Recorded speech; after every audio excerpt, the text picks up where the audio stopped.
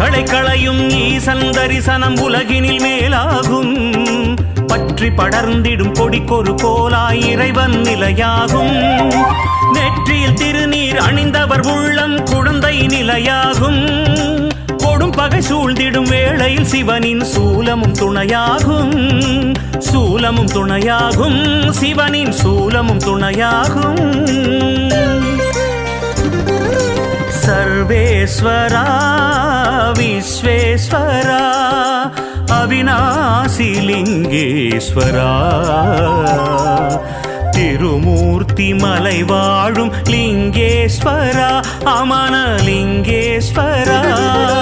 சர்வேஸ்வரா Visweswara